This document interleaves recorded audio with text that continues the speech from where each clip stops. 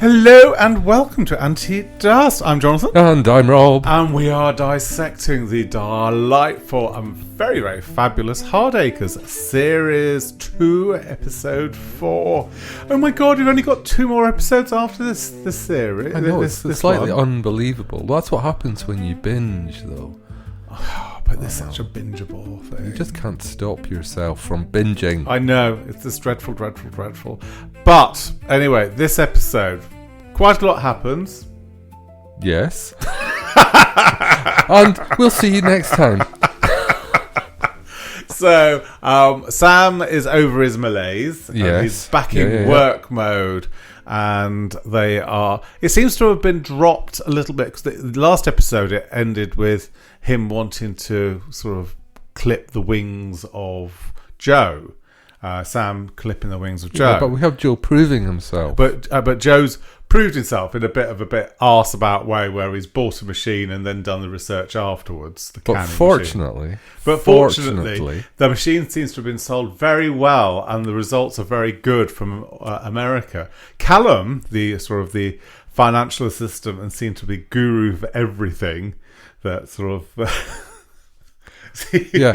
Let's just say he seems to be doing a lot. He's quite useful. He's useful. He's had to do research into Captain Blackwood, because he's left the army, or leaving the forces. So Ma's a bit a little bit concerned, and frankly, I share her concerns about him. And so, is it an honourable discharge? And he says, I've done a bit of research, and it does seem to be an honourable discharge, so that's all good going. And Captain Blackwood asks Sam Hardacre for Liza's hand in marriage. So we're escalating faster than an escalator here. It's like an express elevator. Yes. More likely an express elevator in the Tower in Inferno. So yes, quite possibly. Or that lift in Earthquake. Oh gosh, yes. That chap from Bonanza in it, isn't it? What was his name? He was also in Battlestar Galactica. Lorne Green, I think, is the name you're searching for there. Or Lorne Sausage. Because he was in virtually everything in the 70s, wasn't he? In early 80s. He was prolific. He definitely was in a few things. He went from westerns to sci-fi to disaster. That seems a fair enough arc. But everyone did disasters in the 70s. It was, oh god, I suppose it's like Maggie Smith being an action hero. But then again, Thora Hird, we were discussing with some pals the other day, and Thora Hird, her of Last of the Summer Wine and all that sort of palaver, was actually an action hero World War II film. Was I involved in this conversation? Yes, you were. It was with the Eton Mess lot.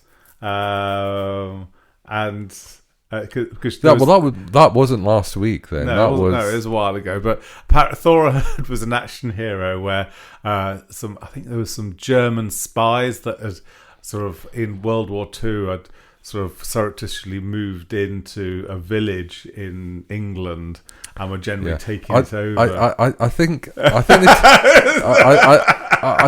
term action hero is doing quite a lot of heavy lifting. I can just imagine Thora Hird a bit like like John McClane, in a sweaty vest. With a shotgun. Yeah, I think I'm there for it. I definitely think action hero is not the expression I would choose to use myself. But anyway, so Ma is a little bit sort of.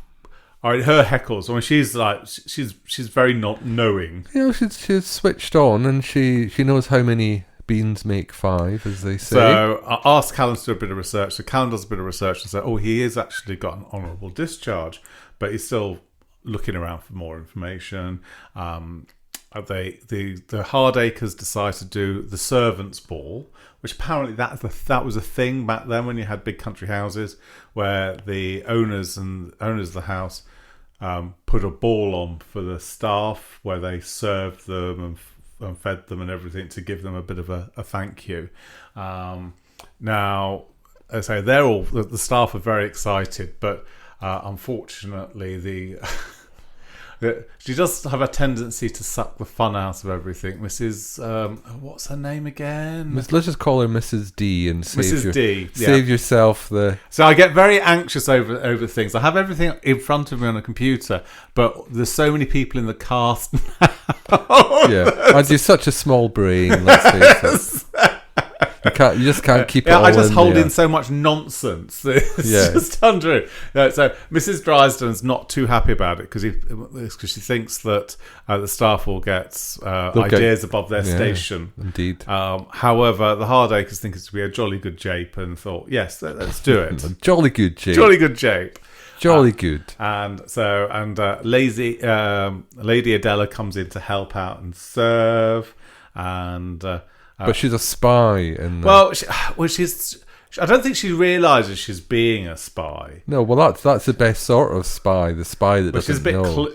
In fairness, she's a bit clueless. But her aunt, her grandmama, Lady Imelda, has basically said, you can't tarnish the friendship. The friendships do have a tendency to go out, but she's dropping these little nuggets in and said, well, once it's amazing when people get married that all the friends get dropped. Yeah. And just a pebble in the pond. And at the ball, Captain Blackwood proposes. Yes.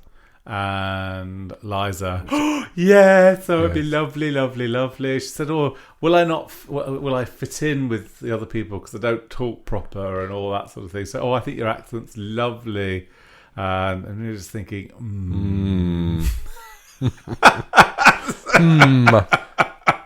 things that make you go, and not in a yummy way. Yeah, yummy, yum, yum, yum. You just feel like, this isn't going to go well. No, my spidey senses are tingling. Is going well. So the ball's going along. Yeah. Meanwhile, Harry is getting a bit giddy. Getting a bit unnecessary. A bit giddy about the tutor. Because his tutor is showing him his holiday snap. His European tour. Where I say, this is the Colosseum, and say, it looks amazing. Now, I've been to the Colosseum, and it's a bloody roundabout. I've been to the Colosseum. And it's a roundabout, and you just think... Yeah, Jonathan is the only person I can think of who would come back from the Colosseum and go, it's just a roundabout. Yeah, I might as well have gone to Milton Keynes. There's plenty of roundabouts there. Go to East Kilbride. So he's showing these pictures, and then he's like... this isn't Sorrento, and this is da-da-da-da. Now, Sorrento, that's very nice. I enjoy Sorrento. And basically, he was there with a friend. A very, very good friend, apparently. And Harry sees this and goes... I don't think Harry assumes, but it's just he's suddenly... getting... I think Harry's assuming things. I think... I feel there's a bit of assuming going on there. There's maybe a tad. There's a little bit of a green-eyed So he said, who's that? Monster. Who's that? Who is she? Who is he? And it basically said it was a chum from university. They went travelling together, and then he had to come home. Tutor had to go home because his mama was unwell. But kept in contact with his chum with lots of letters, so he continued travels through the letters, which sounded quite nice. That's very nice. So Harry's got into his head that he wants to do a grand tour. Well, that's not all he's got into his head. Of Europe. He's got other ideas, and he's having you can see he's having thoughts because Harry writes a letter, so everything's down in writing. What can go wrong? And he's admitting his romantic feelings towards him. Bless him. And then puts some fragrance on it. It's like, yeah, just because you have the romantic capacity of a teaspoon. That much, really? Gosh. So a thimble. A thimble. A very small thimble. A thimble for a fairy. So I do feel a bit sweet, but I wonder how old Harry's meant to be. Well, that Because is it's going one to of university. the. That's one of the unanswered. university. That's sort of an unanswered question, really. Yeah, I mean, the tutor looks quite young. I mean, there is like early mid-20s. Yeah, I mean, there's an age gap. There's an age gap. Of course, this was all telegraphed earlier on in the episode when I think it's Lady Imelda's reading a newspaper that is the front page splash is about the Oscar Wilde trial. So we've been prepped. They're not the gentle subtlety. Yes, the gentle subtlety. Then we've got Ma saying, "Walk with me, so I can give you 40 seconds of." Yeah, but to be fair, Jonathan, with the best will in the world, you don't really do subtlety, do you? No, I don't do subtlety. No, so but my only worry. I mean, I'm loving. I love this. I absolutely love this storyline, and I think it's absolutely fantastic. And it must have happened. I mean, Brideshead Revisited and all that sort of thing. What do you mean? The gentleman had gentleman friends. Really? Do you think it must have? It must have happened. Do you really think it's not entirely made up? I mean, I didn't invent homosexuality. I mean, it's a shocker, I know. Yeah. You just perfected it. However, my worry is the marketing of the Hardacres to America, because the American. I mean, it's currently, as at the time of recording this, America was the last sort of area to actually buy the Hardacres as a show, and people that are on our Facebook group. The Hardacres fan site, love you all very much, can only watch it on Paramount. Mm-hmm. And they've got Series 1, but Series 2 hasn't been confirmed to be sold in that territory. And I'm in quite a few period sort of TV series discussion groups. One of them is the Call the Midwife. Please let me finish. Jonathan has the hand raised. But Call the Midwife, there's one of the characters in there, is the actor has come out as gay. It's the doctor's son. And it was mentioned in that group. And there was a southern lady in the southern states of America that really ripped through, thinking, he shouldn't have gays. No, he's not gay. He's not gay. He's not gay. And he's just thinking, there's a Call the Midwife fan groups of the son having romance with another person there. So obviously everyone else picking up, but some of the southern states, they're such a religious, God-fearing, bigoted group of people that because this is quite a key character, not like a periphery character, you think this could possibly have repercussions of it being sold in that area. But then again, it's so my thought. I have thoughts on that. Okay. But essentially, what it all boils down to is that if we allow prejudice to put a stop to progression, then we're all in trouble. Yeah, and I'm completely behind that. I want to have more series of the Hardacres because I love it and I think it's brilliant. And I was so excited when it came on, and I was even more excited that I could binge every single episode. I haven't watched the last 2 episodes yet because we thought we'd do 2 episodes back to back. We're doing podcasts. Are we doing a podcast? Yes, we are. See, we'd have to work with listeners. But I thought we were just having a nice chit chat. The Series 2 was only commissioned after Series 1 was actually taken in the American territory. That's my worry. So if the American territory doesn't take Series 2, Series 3 may not get made. Because they're obviously doing it on a budget. And with like other series, you can see the budget and the budgets have increased. It doesn't seem to. You can't see. I mean, although they do a great job, but it's not like the epic sweeping Downton Abbey sort of thing. But they're obviously doing it. They've got constraints on the budget. It's done fantastically well because you've got a brilliant cast in there.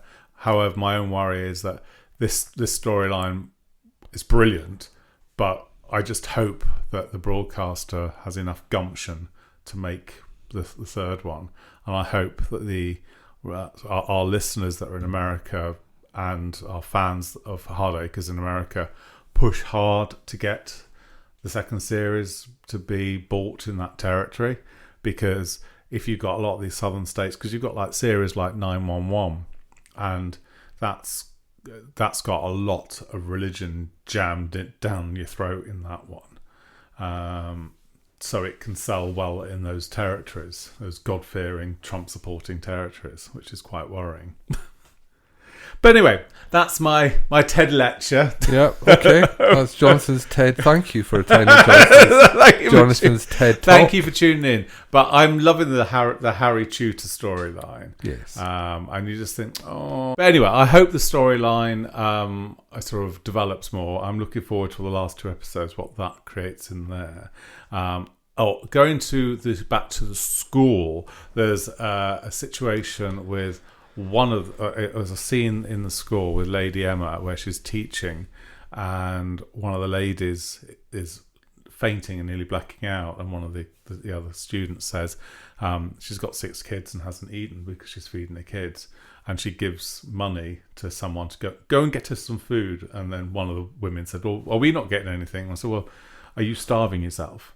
So she's identifying that she's not being bullied by it. And then there's a gentleman that comes in, a husband of one of the students that comes in and drags the lady out. So you've got to come home and cook my dinner.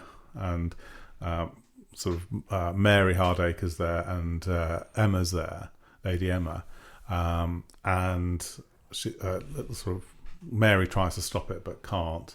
And then there's another scene.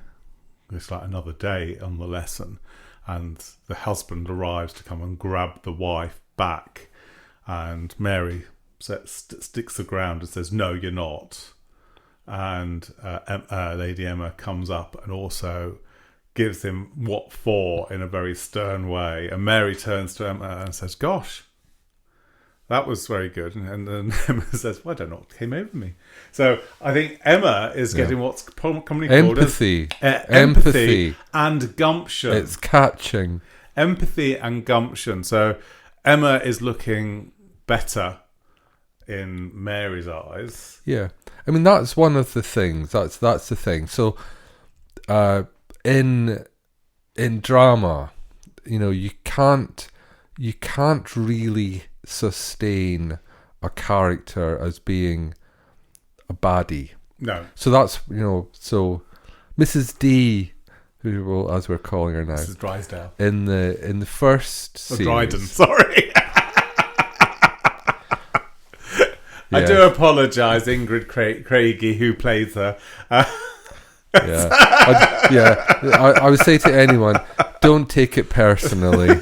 Don't. Anyway, what was I saying? Yes. So Mrs. D in the first series was she was kind of like the big bad, and now we like her. And that's how you can't. So if you got a character who is evil, shall we say, in the not in a biblical sense, but then either at the end of their arc they have to have a redemption or go. So Mrs. D had a redemption. Yeah, and Mrs. D and Emma is having her redemption arc. Yes. So this is. I sort of suspect that Lady Imelda won't have a redemption, and she will just have a departure. Yes, but Mrs. D in this episode had a really lovely scene with Ma, because Ma is trying desperately to learn how to play bridge. Yeah, and good luck to her, because I've tried to learn how to play bridge and I have failed dismally on every occasion. And her partner is George Fitzherbert, and he's not a great teacher and what have you, so Ma gets a little bit frustrated with him, and he has, I have to go back to my rhubarb, because they're making, so Ma and George Fitzherbert are making a rhubarb empire with rhubarb jam, which they've named Ma's Rhubarb Jam.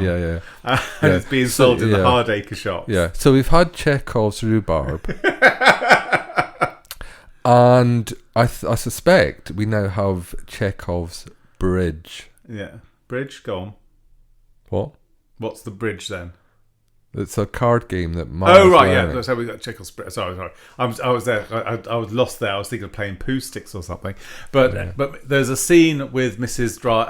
Dryden where Ma is trying to play cards with George, and she's getting frustrated with George, and George leaves, and Mrs. D asks, "If I may," and she with looking after the previous family, the previous family, the ladies played bridge, and she said it's a very, very, there's lots of rules, and it's a very meticulous thing. You can't just shoot. You can't wing it. You can't wing it. And Ma says, "Oh, I'm used to winging it."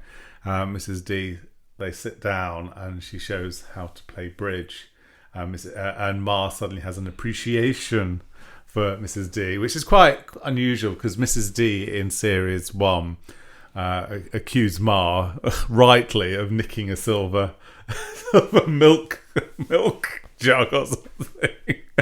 So there was a bit of hatred between the two of them because Mrs. D is very prim and proper. But we love a good redemption arc. Yeah, and in fairness, Mrs. D's redemption arc in series 1 was really good. Yep.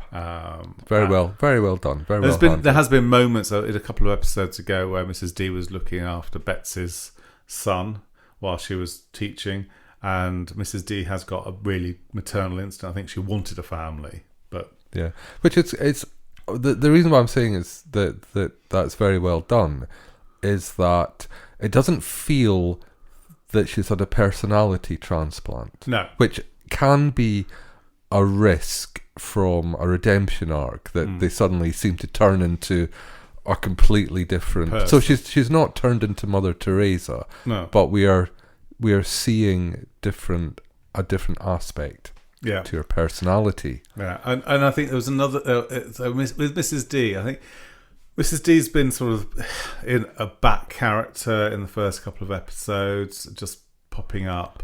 And say in this episode we have more Mrs. D, which I really love.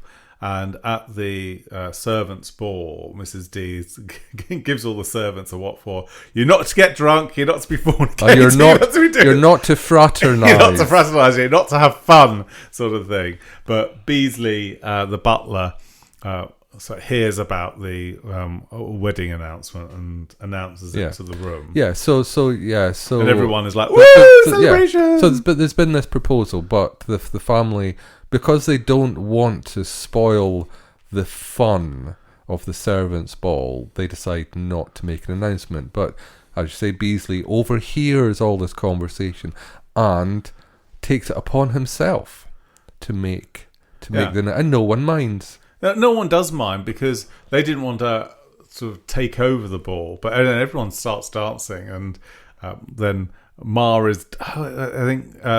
is dancing with the tutor, and the the announcement's made. Adela is suddenly face of thunder. She is literally the wallflower. She is literally the wallflower. Clinging in fairness, to the Harry wall. said, "Oh, you're the only single person here," or something like that. Yeah, which that was slightly unfortunate, shall we say? A little bit. And everyone's unkind. Like whooping, and Mrs. D. Sam Hardacre gets hold of Mrs. D and says, "Right, we're dancing." "Oh no!" And then suddenly they are dancing. So you're very good at this. So they're gliding across the floor, across that way, and then stately as a galleon. And then Callum comes in after finding some other news, and then asks to speak to the Hardacres. So speaks to the Hardacres, and apparently, Captain Blackwood has lost the family fortune in card games in his club in London. He's been ostracised by the family, excommunicated by them. And then they bring in Liza, tell her, and then Captain Blackwood comes in, and it all comes apparent, and then he's really rude and horrible. Yeah. And blah, There's blah, a blah. scene.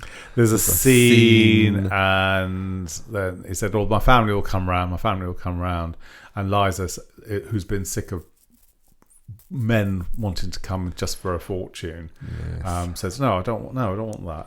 And then he criticises her accent. Yeah, and the truth comes out, and we're going, "Knew it." We knew it. We knew it. And then they boot him out, and then Mark comes up with a shotgun. Marvellous. Yeah. Meanwhile, Chekhov's love letter. Yeah, so Harry's perfumed love letter is sort of, he pops it under the door very badly. Adela sees it and then sort of takes the letter. She hasn't opened it yet. Yeah. So we now have what I think we can safely say is a hostage to fortune. Yes. So, which is like... It's very worrying. It is very worrying. I'm very worried. Very worried. So we can, after we finish this podcast, we can watch the next 2 episodes. Oh, very exciting. Well, you might. I'm going to have something to eat because I'm absolutely starving. Eat and watch at the same time. Yeah, we can multitask. So I think that summarises this episode. And I think we've hit all the beats. It is very good. And I can't wait for the next 2 episodes. Can't believe it's only 6 episodes. I know. Very disappointing. The next time you hear our voices, we'll probably have... We'll be crying. Yes. Yeah. I keep pressing. I've got a Google search for Hardacres. So if any sort of buzz comes up, any salacious gossip. No, all the actors are lovely. There's no salacious gossip about those. It's just about whether it's being sold into the American territories. Okay. Because I think that's the only one that's missing, and once it's sold, well, Heated Rivalry has done quite well. So the Canadian production, isn't it? Yeah. But it seems to be doing okay across the border. Yeah, so Eminem romance. Eminem. So anyway, dear listeners, that's your fill for this episode. This is Jonathan signing off. And this is Rob saying see you later. Bye-bye.